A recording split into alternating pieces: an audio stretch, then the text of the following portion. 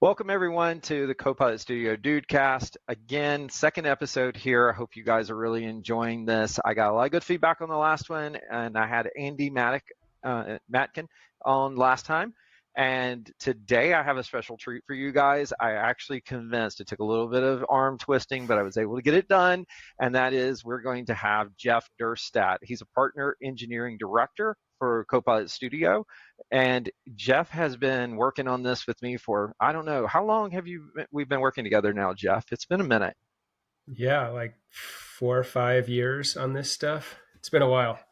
Yeah, as a matter of fact, I think how far back do you go? Do you go all the way with Bot Framework with me? I think we go all the way back with Lily Oh Chang and yeah, if Bot if Framework. you if you include that, it's probably 8 years, maybe pushing a decade when we started bots over there. Yeah.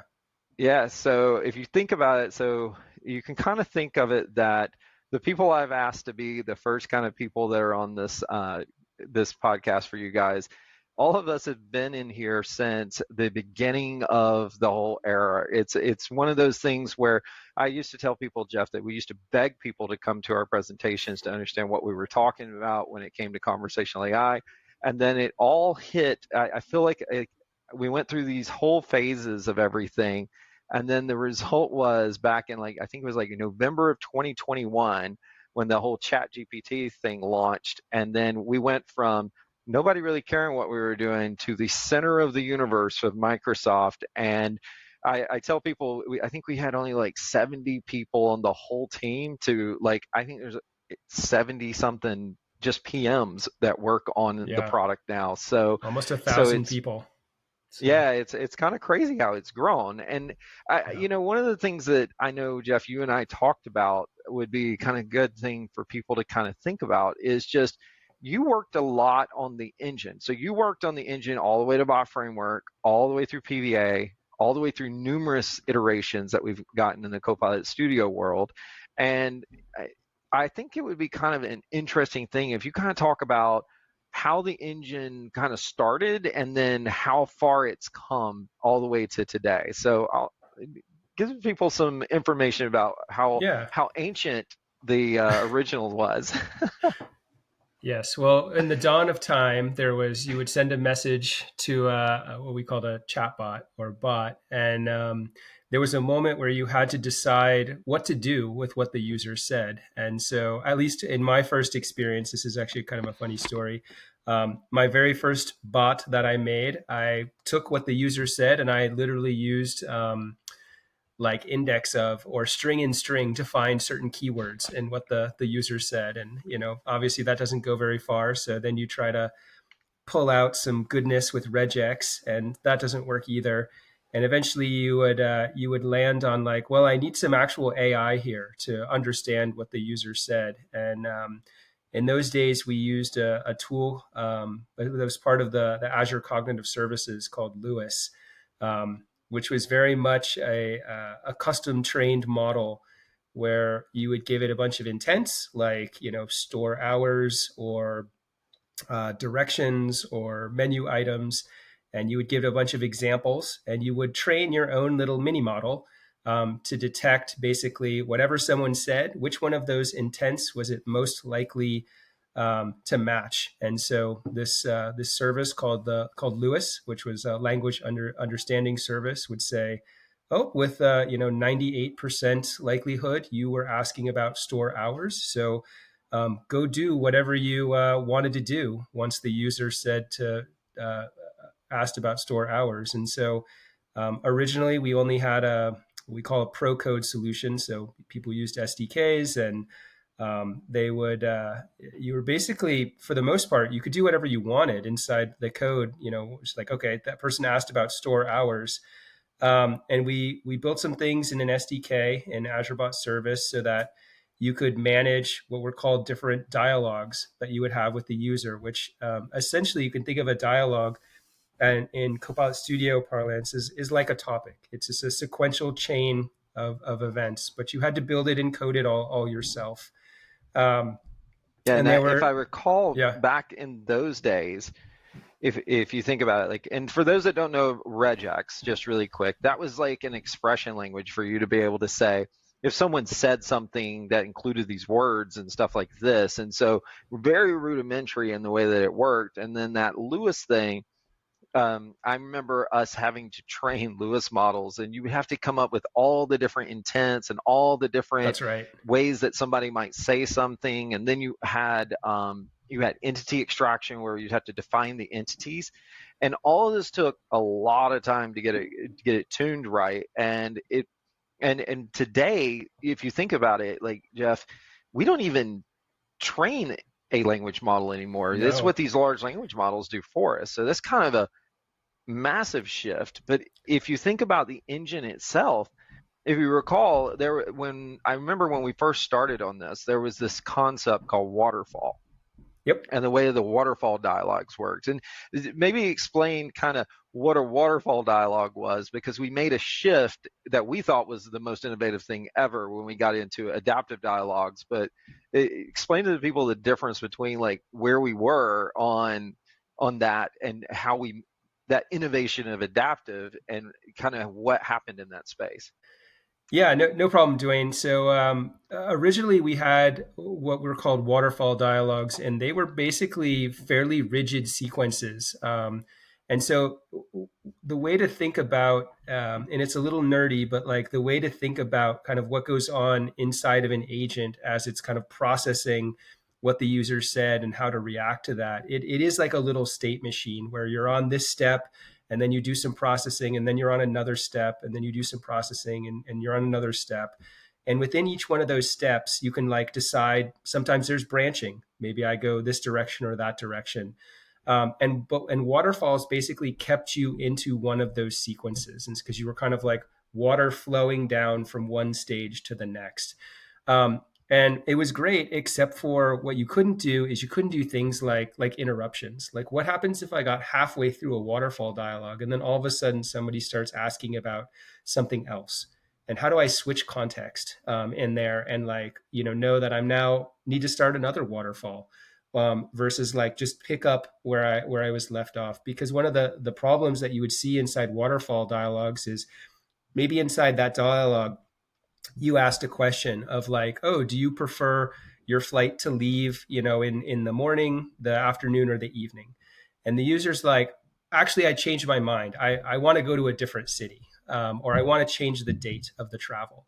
The waterfall would kind of be stuck in that moment, and it wouldn't let you kind of move past that. And so we introduced kind of a concept called adaptive dialogues, which allowed you to kind of like more naturally do interruptions kinds of at the top level, like detect that, hey, I'm switching from where I was in that waterfall, and I'm actually starting a new sequence, and kind of like how to get back into things. And it would help you, the SDK helped you kind of manage the state of that transition. And so then adaptive dialogues really formed the basis of the real beginnings of Power Virtual Agent in there, which did a lot of these things for you, because it kind of targeted a different set of people who didn't want to have to write the C# or JavaScript code of their agent. And so we basically used adaptive dialogues to get that started. And I think, Jeff, during that time, we originally, if I recall, we had the SDK, and you could write in adaptive dialogues. I remember one of the engineers on the team, her name's Lauren, she wrote one of the first adaptive dialogues on the stack when we did it. And the complication of writing an adaptive dialogue was so difficult to do in code that I remember we built the bot framework composer even before we went to PVA, or Power Virtual Agents, because of the fact that we needed to generate this code because it was too complex to actually write by hand like you used to do. And that's right. I just remember that being a really interesting point where you start thinking maybe we needed a different UI, we needed a different way to be able to deal with the complexities.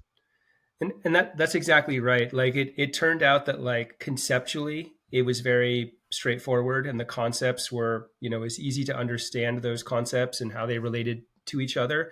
But in order to express that through like code and kind of the JavaScript, the JSON at the time that kind of was the code of those adaptive dialogues, it was a lot. It was a lot of like interesting references between different pieces of JSON and all of that. And so just very hard to manage, very hard to do yourself, but very easy for, a visual editor where you just have these kind of core concepts with properties to kind of capture and to manage kind of this graph, if you will, of all of these dialogues and how they interrelate was just much easier for a visual tool to manage for people. And then, also much then easier for people to kind of see the flows that are possible through their agent. And I so, know yeah, it seems kind of interesting because the whole thing at that time in the market, if you recall back, is you would have these conversation tree designers, and I remember we used to have to hire people to come in and be able to design conversations, and you would have a conversation designer role on the team, and that was always one of the problems, is that people would just take developers and have developers try to write the conversations, when the reality was it was somewhere between a business person who could understand it but also had to understand the limitations of the product to be able that's to right. design that conversation.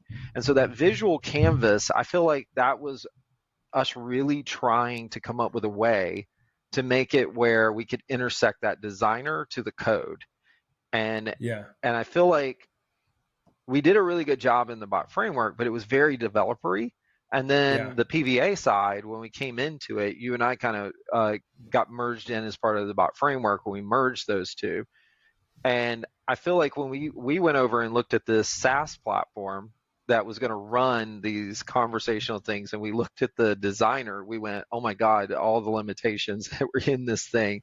And so you remember, like, there was a lot of work that we had to do to launch something that many people don't even know existed because of the timing. But you Yeah. remember we worked really hard on something called PVA2.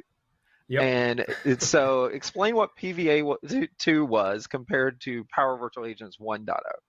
Yeah. So Power Virtual Agent 1.0 brought a couple really, really important concepts in for the first time. So one is it did a really good thing in that it replaced like the need for those individual Lewis language understanding models. It replaced the need to kind of self-train each of those models with one large kind of shared language model underneath. It actually uses an algorithm called DTE, which is in itself a large language model, but certainly not as large as a model like the OpenAI models or the Anthropic models are today. But basically, that removed the need to make these individual, like to train your own model and manage your own model. You still had to say, these were my top level intents, and this is what I wanted to do about them, but no models to manage. So that was a good thing. Wasn't wasn't that, I think that was something that was kind of based off of a technology we used to call BERT. Is that right? Was it based off of BERT? I actually don't know. That's I'm not sure. That was So before my guys, time on it's that been a one. But if you minute, know, right? yeah. So yeah, I know that there was that I think we made a derivative of a BERT model at the time, and Hmm. and I remember thinking at the time, it was like, why doesn't everyone just pre-train a language model like this? And then that's kind of where it starts to go to where you're headed, right? So Yeah, go yeah. ahead. Well, a couple of things on it. Like one, we certainly would bump into like limitations of that language model, and certainly if you wanted your agent to talk in anything other than English, that the model was basically English only. So you had to do translations in and out because the model itself didn't natively understand for any foreign language. So no Spanish, no French, anything like that. Um, but the other thing in PVA that was kind of outside of the model itself was just, instead of writing the code, these waterfalls or these adaptive dialogues, the first version of PVA used more of the waterfall style. And they just built a few core concepts in there. Like you could ask a question and get a response back, or you could send a message, and that sort of thing. But there wasn't a lot of what you would consider kind of more sophisticated agent building features. Like you couldn't branch from like one flow to another, and so interruptions didn't work super well. You couldn't manage your own I'm going to say variables. So like if you went and collected a bunch of information from the user, you couldn't really put them into a bunch of variables to manipulate and do other things with, like call APIs and that kind of stuff. And so you were pretty limited in terms of like what you could actually do with these topics. You could certainly build a couple useful agents, but you'd quickly bump into limitations, and just in terms of like, the interruptions, the entity detection, the sophistication of like, well, what if I want to call connectors and APIs to bring in more data or send data out to do actions? Those sorts of things just didn't work. And so what we did with PVA2 was we brought that adaptive dialogue style of a dialogue, and we actually evolved it further still, so that there was an immutable definition of the bot, essentially the bot source code, and then a way that as we are executing steps within that, we're basically capturing the values that matter for a different part of that bot source code. And so we would have basically state of, all the variables that are kind of in context at a certain moment and what's relevant. And then if there's an interruption, we would create a new little context window on top of it that was fresh and empty for kind of this other topic and all that. But it was predicated on this adaptive dialogue stack, allowing us to get basically all of the nice features that were in kind of the bot framework and that composer thing. So variables, conditions, like the if statements, loops, even the ability to like jump to other dialogues at different points. All of those things came into play, and it also allowed us to essentially start adding in more extensibility. So the ability to call out to HTTP endpoints or REST endpoints, the ability to call out into Power Platform connectors, in addition to calling into flows and that sort of thing. Yeah. And if you think about it, if we really think about this, Jeff, we really started with, in PVA1, you had the benefit of not having to go set up 15 or 16 different services inside of Azure just to be able to get a hello world, which was extremely complicated to do that. And we tried to automate that within Bot Framework Composer, but then still people didn't have all the rights they needed inside of Azure to go do all this, and it was absolutely a mess trying to get something provisioned. But you had infinite power, right? You had the infinite ability to build what you wanted. And then we had this other side, which was the PVA piece at that time, where the PVA1, which was extremely limited, but infrastructure on demand as part of a SaaS.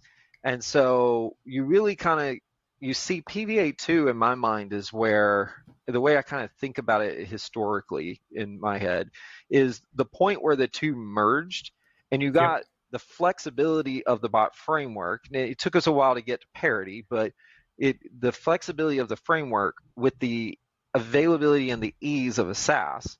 And I really feel like, had that decision not been made, because I remember that was a very painful decision for the org, and there was a lot of angst about bringing these two together. But if you really go back to it, it wouldn't have really set us up in the right place, because I don't know if you recall this. Do you remember when we shipped PVA2? Because I do. It was for build of some year. It was pre-LLM. I don't know. Everything after LLM's coming out is everything before that's a blur. It was basically around June of 2021.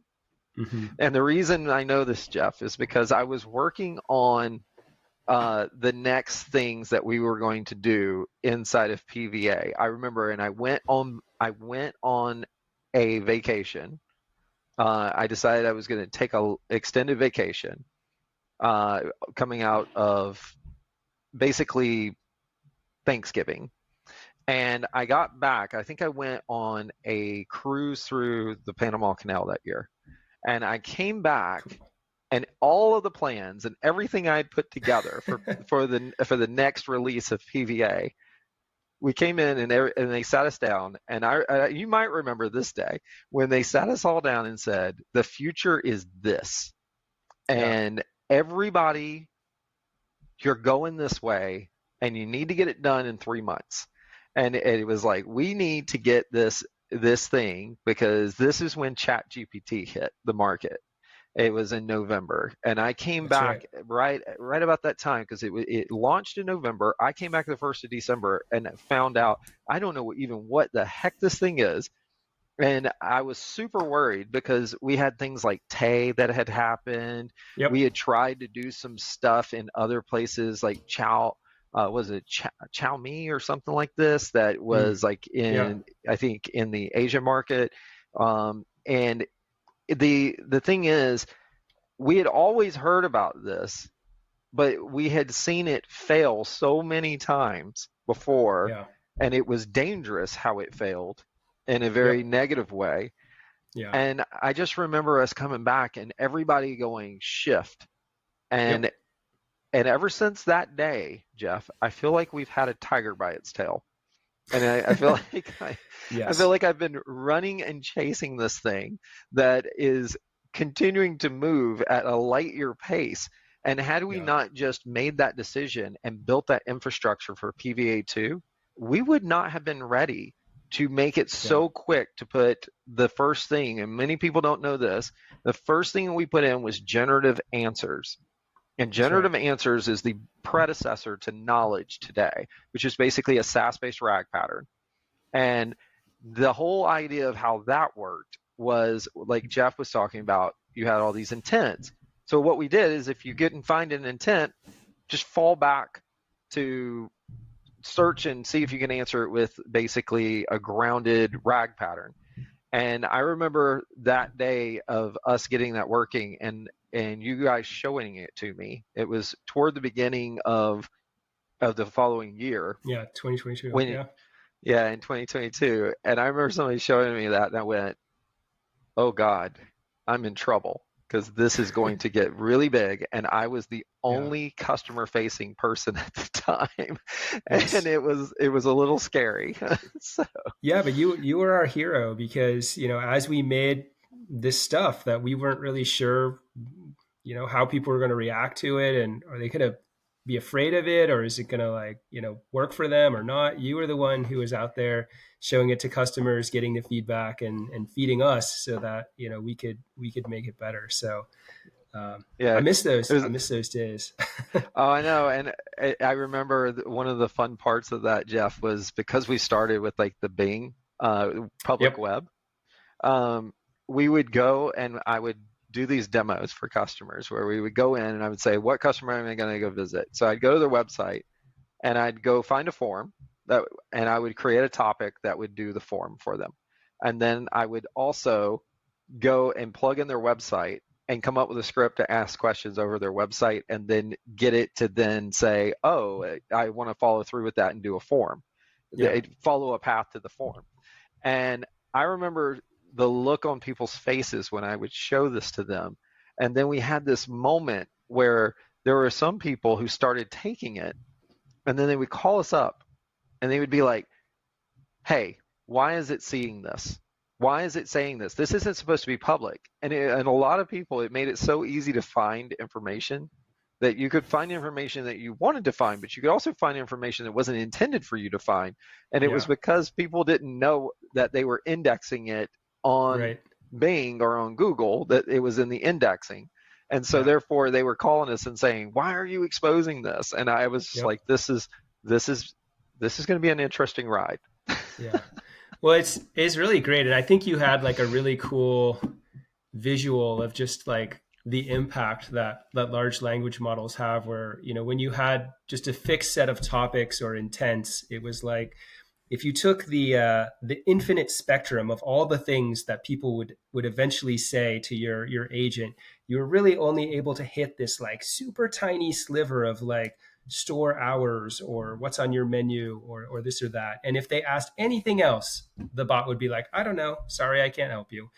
And with this kind of grounding RAG pattern and the fallback data, you basically got to hit the rest of what people might ask about. And so if they're going to ask things are just completely off the rails, like, it would do its best to use the grounding data and give it some sort of contextualized answer about that. And so it was super powerful and Yeah, yeah, definitely a game changer.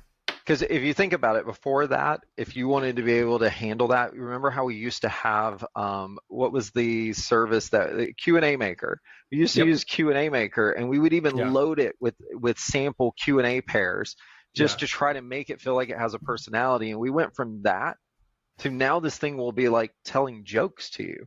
All Yeah. right. And it was absolutely an innovation at that moment, which is really when you start talking about RAG or retrieval augmented generation, this is basically the chat GPT over your data. Now we call Hmm. inside of Copilot Studio, we call this thing knowledge. And so when it first started, it was very, I'll call it simplistic in the way that it works. And the world was very simplistic in the way this worked out of the gate. But I think at this point, we've seen a bit of evolution in the way that RAG has kind of evolved, and maybe you can kind of talk about like kind of the differences between what RAG was to now the more advanced RAG patterns that we're starting Yeah. to see that make things even more capable. Yeah, definitely. So back in 2022, and really for, I would say, probably a good 2-3 years after that, retrieval augmented generation was basically about a very simple pipeline of a person would ask something, and we would take what they asked and we would do a search, and search would get a little bit more complex. There were things like vector indexes and semantic search and that sort of thing, which would basically take the natural language of what you asked and semantically match it up with an index over your data. You would get back a set of search results. And with those search results, it would be like, for this document, here's a little snippet about, kind of matches with what the user asked about. We would take all those snippets, we would present them to a generative AI model, along with like, hey, this is what the user asked. Here's a bunch of snippets and documents. Try to answer that question and cite it appropriately. And that was basically it. And since then, we've learned a lot about how that overall process can fail. And so, like, we've seen things where when the query or the statement that goes into search, like, is that even the right thing to be searching for? Or if you're searching over a variety of different search results, or sorry, a variety of different search providers, like let's say you're grounding on SharePoint, the public web, some documents you've uploaded, maybe some content you have in Dataverse, you get all that information back. How do you do a relevance between those different data sources about which one is actually most appropriate? To just the search itself, like you're really relying on the search to get it right. Like if I search for something in an index, like I'm trusting that those results are actually correct. And it turns out that like pretty much all of those premises aren't right, and that we can do better with different patterns. And the real observation, Dwayne, is just looking at like, well, what do we do as humans when we search? And so I have this little example of like, well, when I search, like something on the public web, like I'll start with Bing because I work at Microsoft. So and I'll search for something. I'll look at the search results. I may not even pick the top one, but I'll kind of scan the little snippets. I will click on a document, and then from there I'll look at like, okay, is that web page short? If it's short, I might read the whole thing. If it's long, I might press Control F or Open Apple F, and try to find like the section of the content that I'm most interested in. I might look for a table of contents. I probably will over focus on like images and tables within the document. Um, and probably what I will have done after I've looked at a couple documents is I will have realized that I searched for the wrong thing. I either didn't search for something specific enough, or I needed to search for something adjacent to what I searched, or I needed to search more generally. And so I will go back to Bing and I will repeat that process over and over and over again. And so when you think about what I just said versus like originally, well, an agent will do a search, take the search results, and try to give you an answer. Why are we limiting the agent to just do basically the first two steps of what I said? They will search Bing and they will look at the little snippets. And if you give the agent all of those other capabilities, and you give the agent the ability to iterate, you get what's called agentic RAG. where really you're allowing the agent to decide what information it needs, what searches to do, and how to navigate the information that you're presenting to it. And so, take for example, and this is something we're actually doing in Copilot Studio and should be rolling out pretty soon, but you can actually see it kind of like it's reflected in tools like Microsoft Copilot's Researcher as well. Where essentially over SharePoint we have APIs that are available to us that do these different operations. So not just search, but finding within documents, like looking at table of contents, jumping around to different sections, extracting tables and images, and that sort of thing. And if you give that set of tools to the LLM and allow it to loop over those things, you get some pretty powerful responses where, like, the agent will go in. It will say, okay, the user asked this. This is probably what I need to search for. I will look at those search results. I will identify, these two documents look really interesting. And I see that the metadata on this first document is short. So let me just pull the entire content of that back. I see this second one is really long. So let me ask for a table of contents for it. All right, looking at that, I now see that, like, I'm interested in these 3 sections. I will get the data from that. Then it will present all of that back to the language model to say, like, what is my next step here? Do I have all of the information I need to give a comprehensive answer, or do I need to iterate and pivot? And if it needs to iterate and pivot, maybe it's like, let me actually move to the next section in this one document. And at the same time, I have another topic to search for as well. So it'll kind of do a combination of those different operations. And then, after 2 or 3 kind of loops through that, it's going to give you a fairly comprehensive answer over a large, amount of data. So it may be doing things, looking at more documents than you would otherwise see from just a straight up search. It's getting into more detail and pulling out a lot more relevant information that it can kind of cross-reference in those. And so it's a pretty powerful pattern. And so that is something that is coming to Copilot Studio, both in kind of a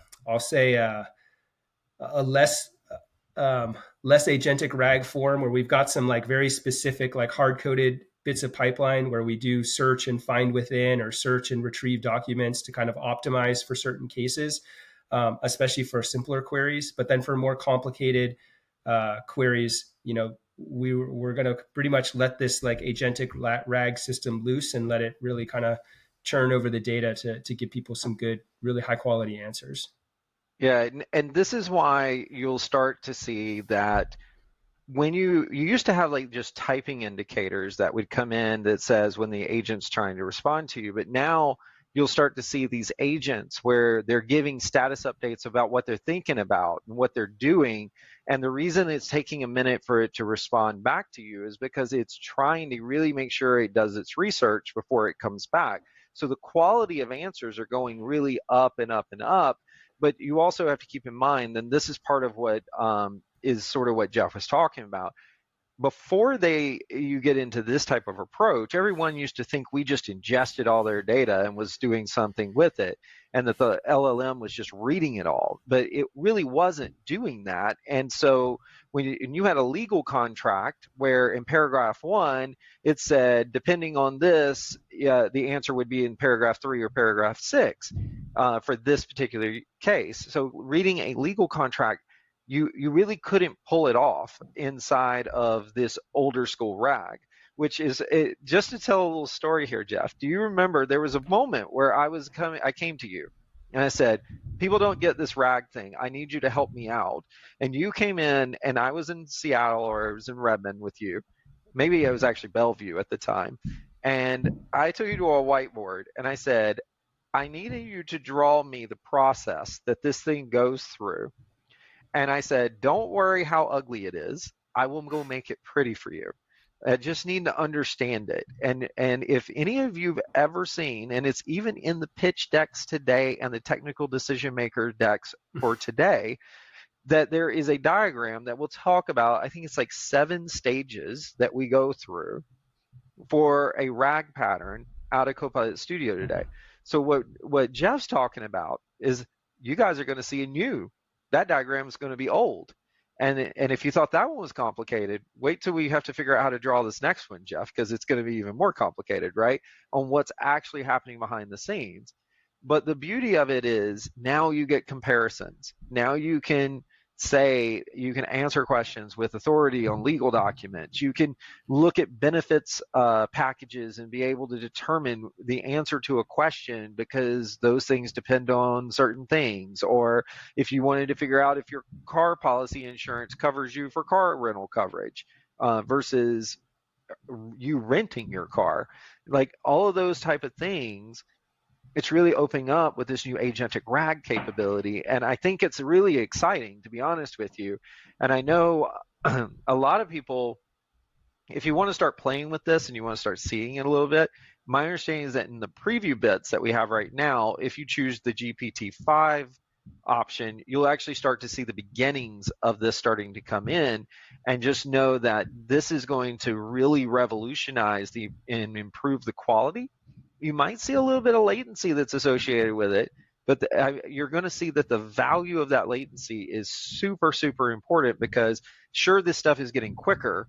I don't think it would have been technically possible back in the day to do this many loops, but what you also are going to see is that the quality of this is going to go through the roof.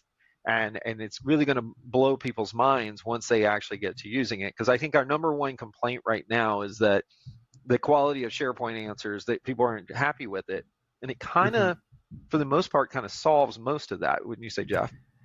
It really does. And we've seen both like just raw examples, like side-by-side comparison of what we had before versus when using these tools. Like, before it couldn't answer at all and would give 2 citations where it tried. Now with this new technology, same 2 citations, but it's really able to extract the right answer and formulate a good response based on that data. Or, even if it does say it gives an answer, but it's a real general answer, we're seeing like a lot more specifics come out of there. Like, if somebody's asking for, copay for their insurance or something like that, it will actually say like, here's the copay, if you're on any of the following like insurance plans, because it found them all and it extracted the copay from it. So it's quite a powerful tool. And so, yeah, you should see that starting to roll out here in November 2025 and and also into December. And then we'll keep making it better into next year. The other thing I will say though is kind of on the agentic RAG, because it does add this latency, because it's looping, it's basically doing the query and analysis multiple times on each of these iterations. It really isn't appropriate to do it all the time, and we actually have some logic inside of our orchestrator to basically assess like, hey, the user asked this query, what is the likelihood that they actually need this agentic RAG? And so, or can we kind of do more, can we take some of those tools and kind of put them together in a fixed pipeline to give a more rapid response and all that? And so that's all. We're also seeing some really good results there where people can kind of like, depending on the complexity of what they've asked, like Copilot Studio just decides which sets of RAG tools are most appropriate, and gives you that experience. So it's pretty cool. And if you kind of start thinking about this capability coming in and all these different RAG components, and then you combine it with things like child agents, or be able to do a topic that's going to focus you down in on a specific set of knowledge or something of this nature, which are little tricks of the trade, by the way, of how you can really focus it. So that, think of it that if I've got a lot of different pieces of knowledge, you might want to do an orchestration to a container of knowledge that is, just HR policy information or just IT policy information, but not necessarily overlap those. So child agents can help you with that, as well as we're going to start seeing more things that are going to help you tune which is the right knowledge that is appropriate for this particular use case. Now, with that, you're going to have to really start to understand a combination of description and instructions. And I know this is something, Jeff, you and I talked about before we started, that is sort of like a key problem that we're starting to see within the world, which is people not necessarily understanding the power of what you can do inside of the description and the instructions inside of Copilot Studio. Matter of fact, I just give you a little fun tidbit here. I was working with one of their guys, one of our engineers that works in what we call FDE, or forward development engineering, which is basically, think of it, these guys go out and they build prototypes. And he and I were working on procurement out of SAP Ariba. And we built the whole thing through going and building it all out. We didn't build a single topic, Jeff. We did it completely with tools and agents, with child agents specifically. I think a lot of people think connected agents is the thing. Child agents is where it's at, guys. I'm telling you, you really need to know these things because of the fact that it combines the instructions power in conjunction with tools and knowledge in a way where you really can do things that you normally used to have to do in a topic, but you're talking and it can be incredibly intelligent in the way it does it. And so, Jeff, this was something that you were kind of passionate about, that people really underestimate the power of the instructions. But I would even throw in, people really misunderstand the value of descriptions as well as instructions, and they think that they got to go in instructions and do all the work that they're supposed to do in descriptions, and they're not actually using instructions in the way that we would normally, like how you can really get it powerful is if you understand how to use each of them appropriately. So maybe you can give some thoughts on this. Yeah, it's definitely like, they are in harmony, the instructions and descriptions, but really, like, we'll start with kind of talking about descriptions here and just the importance of that. And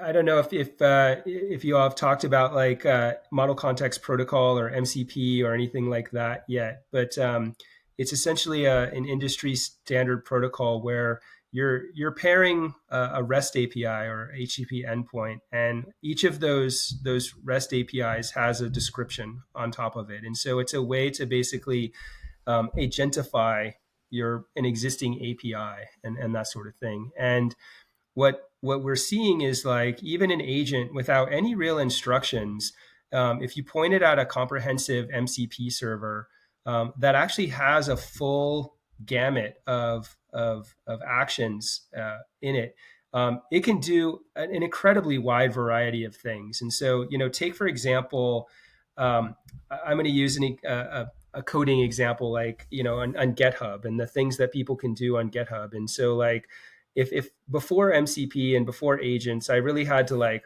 explicitly put in like, okay, this is the call to go get, the issue. This is the call to go add a new issue. This is the call to go, do this. And I had to like manually put each one of those in.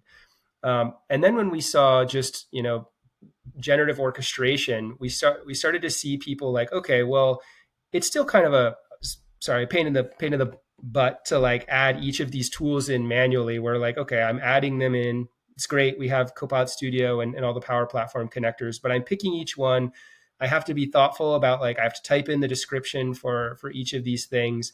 And I think we saw a lot of agents with just a few tools. So it'd be like, yes, I'm using GitHub, but I only put like, create an issue, like, read an issue, this or that. And so like, what would end up happening is when users would end up trying to interact with this agent, like, the agent could definitely use those tools if you asked for it, but it couldn't do anything else. It couldn't be creative. And where a tool like MCP is so cool is that there's like an MCP server for GitHub that has a huge range of pieces of functionality within GitHub. And when you give all the tools to your agent, then it allows the user again to catch that tail of like a creative thing to do, of like, hey, I want to open this issue. The issue is about this. Could you go ahead and get that issue open for me? Well, certainly it could do all of that. But what you also could do is just with a little bit of instructions paired in there and say like, hey, before you open any issue, I want you to check to make sure there isn't already an issue open for this. And I want you to go look at the tags that we have available, and I want you to appropriately tag that issue. Oh, and I want you to go figure out who you should assign this thing to based on, a little bit of of principles here. And it will actually potentially, um, well, not potentially, but what the agent does for that's the same thing of like, hey, go open an issue about this. You'll actually see the agent leverage all the functionality in MCP servers to say like, go get all of the tags. So now we have inside the agent context a list of all of the tags that are available. Let me go do a query over all the issues to see, is there a relevant issue, because it's looked at like what you've said, and it actually turned the issue that you were typing in into a couple different queries to do. And so it's looking at existing issues and that sort of thing.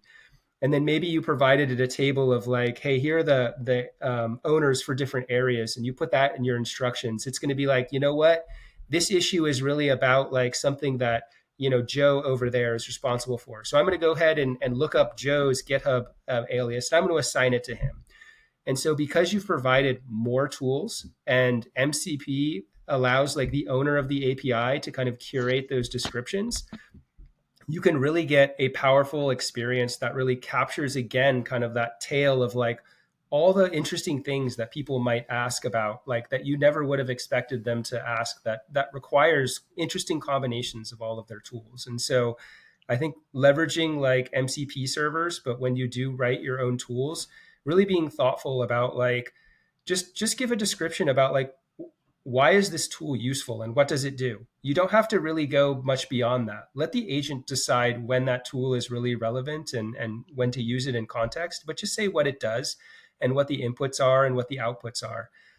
And then you'll be surprised at like, how does the agent, decide to actually do this thing?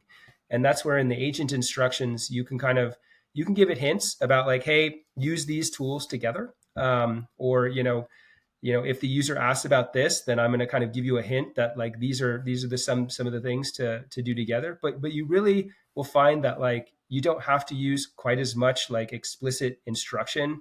You don't have to describe all these crazy workflows. You just let it have the tools with the nice descriptions, and then let the user kind of direct like, hey, this is what I want to happen, and the agent decides how to piece everything together.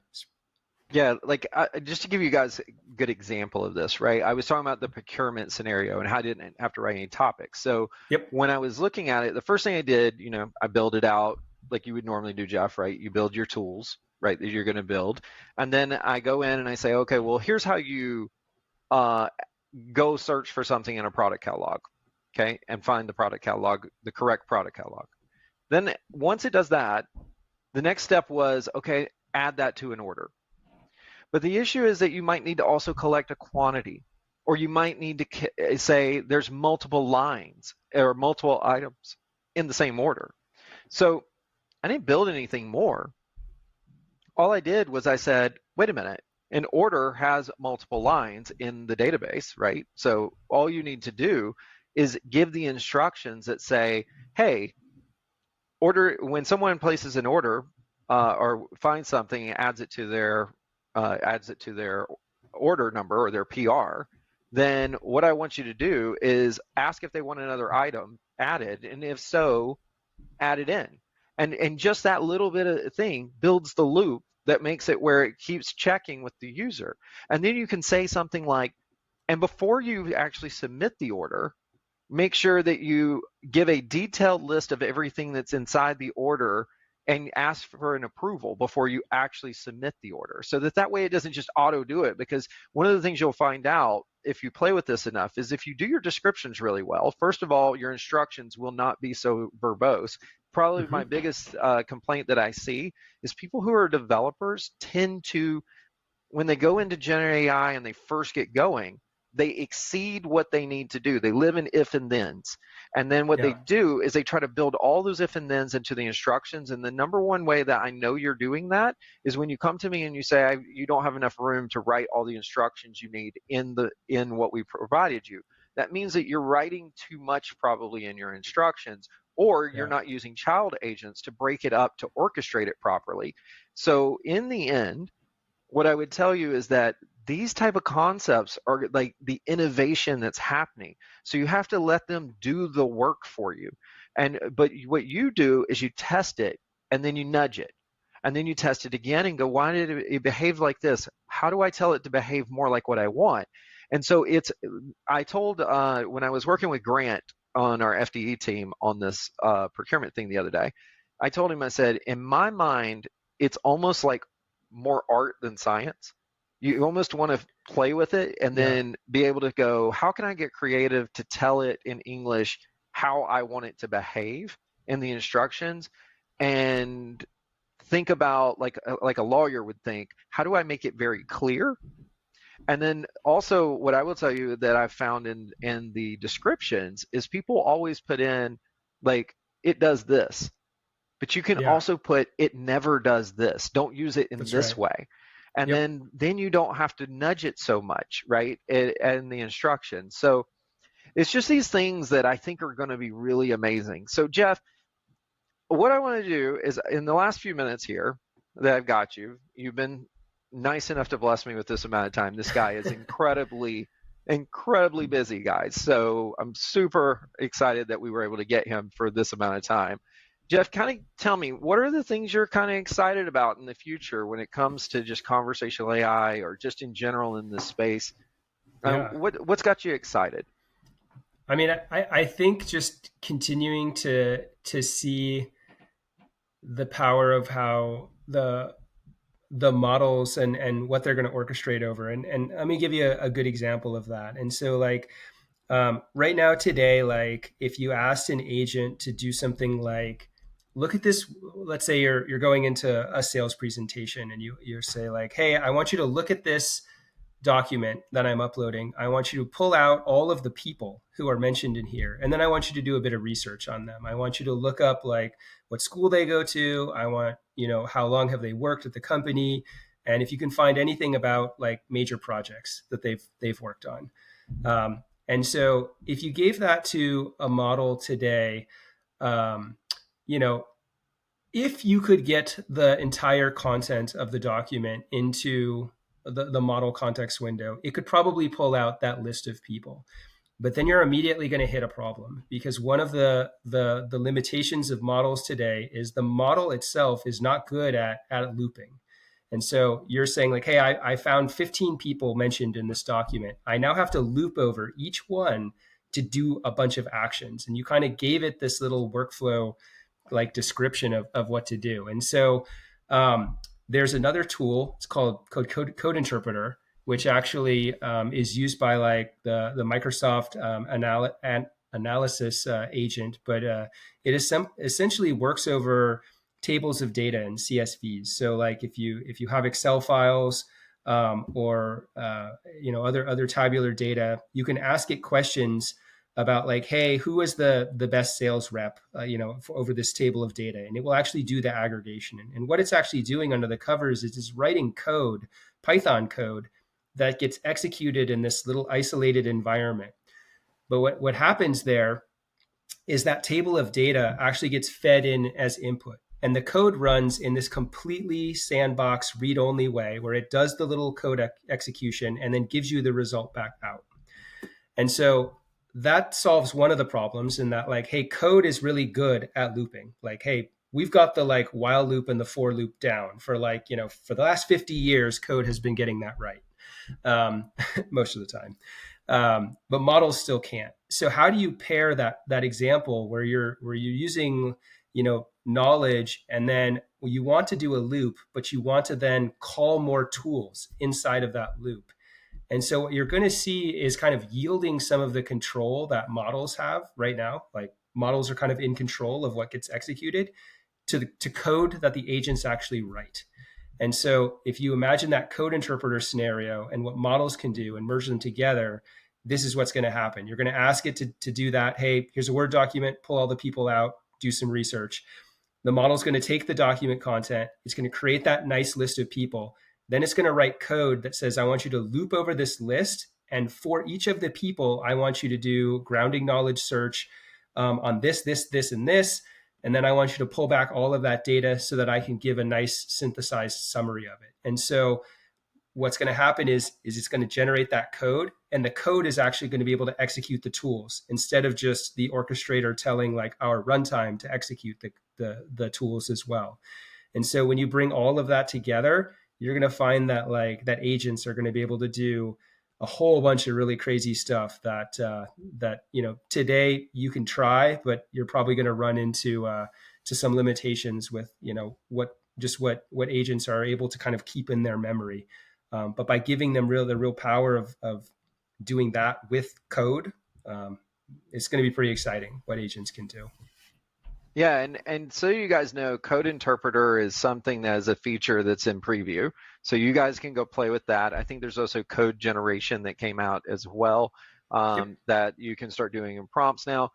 A lot of people always come to me and ask me the question of how can it, compare something inside of an Excel spreadsheet or do calculations within the spreadsheet and tell you information.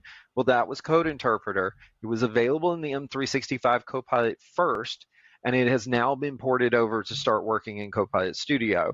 And so just be aware, I'm going to probably do some educational content on Code Interpreter on the channel. So if you guys want some educational content, make sure you like and subscribe. Speaking of that, Jeff, thank you so much for joining me today. I really appreciate you taking the time to sit down and help all of us people just try to bask in your glory, and hopefully you found this fun. I definitely did. Thank you very much, Dwayne, and this was great. Awesome. Well, for the rest of you guys, look, I'm going to have more people coming in. I'm telling you guys, I've got some amazing people who are super influential inside of the conversational AI space. I'm just lucky enough to be blessed with being able to talk to these people on a day-to-day basis. I'm telling you, they're amazing. So make sure that you're subscribing to the podcast. I'm going to keep having these. And I'll try to do them as frequently as I can, but I want to make sure that I do it on the availability of these really key people. In some cases, I might cut one that's just me or a few others. But I want to make sure that you guys are really starting to get the people who are really setting this stuff happening in the world. I want to get you guys access to those people because there's a lot of really cool stuff going on in this space. So make sure that you like and subscribe to the channel if you haven't already. And then also, I did listen to you guys, and you are now on Spotify, Apple Podcast, Pocket Cast, and YouTube. If you've got a different channel that you feel like you want me or to consume your podcast on, you can let me know. And yes, the first episode is duplicated. I know that it's that way, but I gave you guys a link to it on YouTube. And the way that this will work is that now that I'm doing it in a feed to all of them, you will only have one of those channels that will get populated with all the additional videos and all the additional audio copies of this. So with that, you guys have a great day. And thanks again, Jeff, for coming out. Appreciate everything. Bye, everyone. Thanks, Dwayne. Bye, everybody.